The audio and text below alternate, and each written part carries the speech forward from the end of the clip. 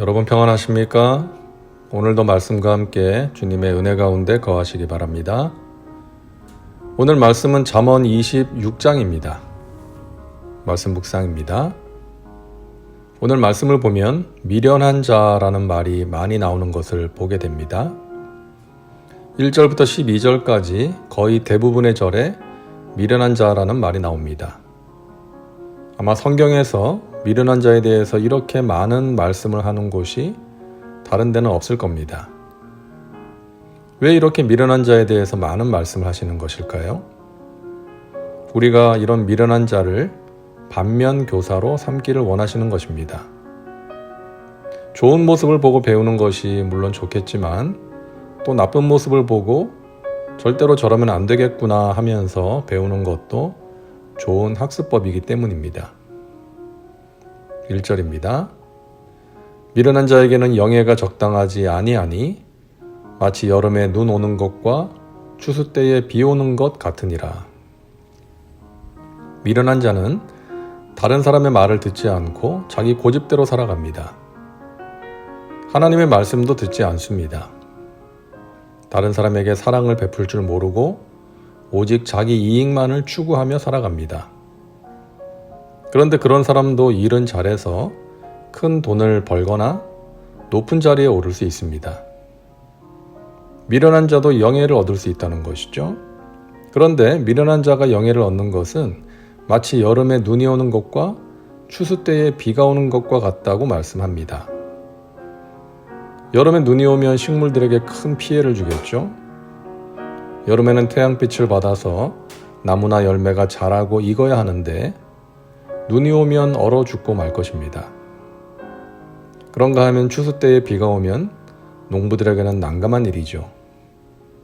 추수할 곡식이 비를 맞아서 떨어지거나 다 젖어서 말려야 하기 때문입니다. 미련한 자가 성공하는 것이 이와 같다는 것입니다. 다른 사람에게 유익이 아니라 피해를 주기 때문이죠. 같은 내용이 8절에도 나옵니다. 미련한 자에게 영예를 주는 것은 돌을 물매에 매는 것과 같으니라. 미련한 자는 하나님의 말씀을 믿지 않고 다른 사람을 배려하지도 않기 때문에 그런 자가 영예를 얻는 것은 돌을 물매에 매는 것과 같습니다.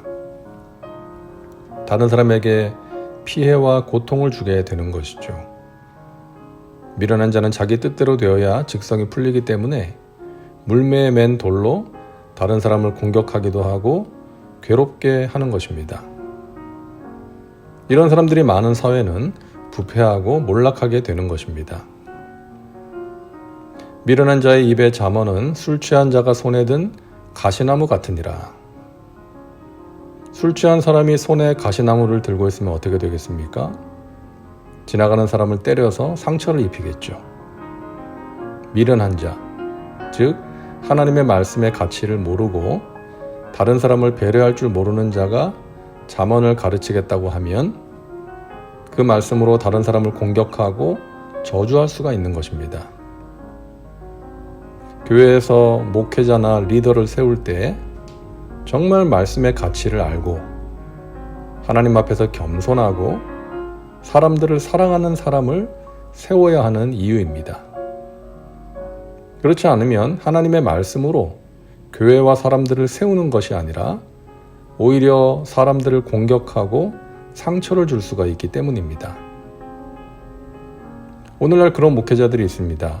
스스로 권위를 세우려고 하고 대접받으려고 하고 강단에서 자기 한풀이하는 사람들이 있습니다. 말씀을 전하는 거룩한 자리에서 함부로 누군가를 정죄하고 비판합니다.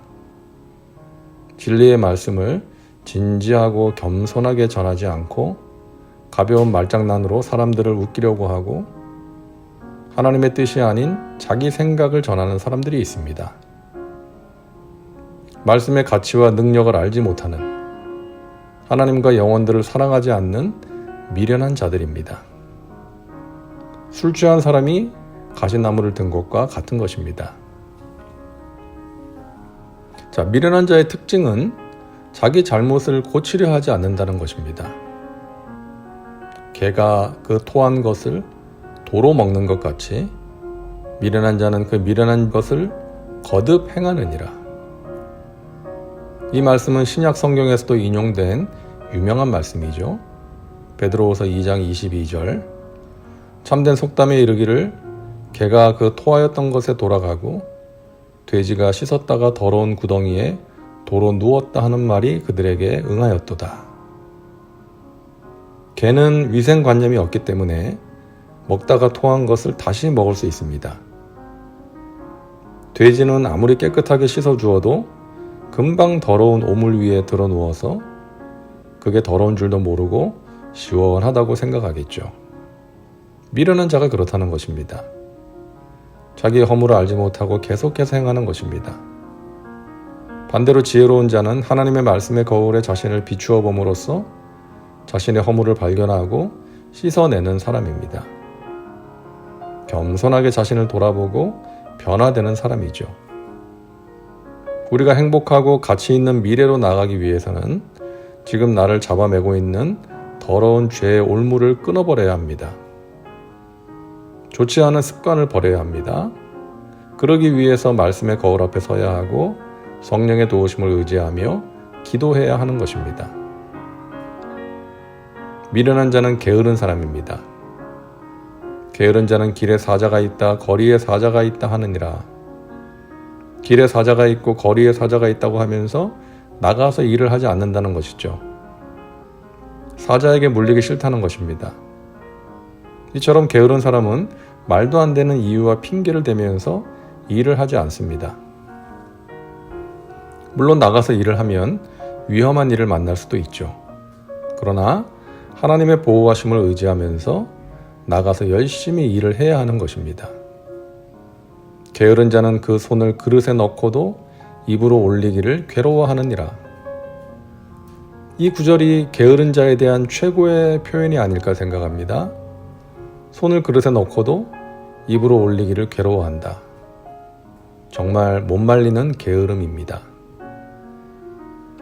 또한 미련한 자는 악을 행하는 사람입니다. 횃불을 던지며 화살을 쏘아서 사람을 죽이는 미친 사람이 있나니. 횃불은 어둠을 밝히라고 있는 것인데 그것을 사람에게 던져서 불에 대게 만들고 화가 난다고 해서 아무에게나 화살을 쏘는 미친 사람이 있다는 것입니다. 오늘날에도 그런 사람들이 있죠. 자기 감정을 따라 사람들에게 해를 끼칩니다. 함부로 합니다. 사람의 마음에는 이런 관계가 있습니다. 자기 욕망과 분노를 다스릴 줄 모르면 그렇게 되는 것입니다. 또한 미련한 자는 악한 말을 하는 사람입니다. 남의 말하기를 좋아하는 자의 말은 별식과 같아서 뱃속 깊은 데로 내려가느니라. 미련한 사람은 남의 말하기를 좋아합니다. 누군가에 대해서 좋은 말이 아닌 나쁜 말을 하는 것이죠. 그것도 사실이 아닌 것까지 더하고 부풀려서 말을 합니다. 거짓말하는 자는 자기가 해한 자를 미워하고 아첨하는 입은 패망을 일으키느니라. 자, 오늘은 우리가 안 좋은 내용들만 묵상한 것 같습니다. 서두에서 말씀드린 것 같이 미련한 자를 반면교사로 삼으라는 것이죠. 우리는 미련한 자처럼 하나님의 말씀을 무시하고 사람들을 고통스럽게 하는 자가 되지 말아야겠습니다. 게으르지 말고 열심을 품고 주님을 섬겨야겠습니다.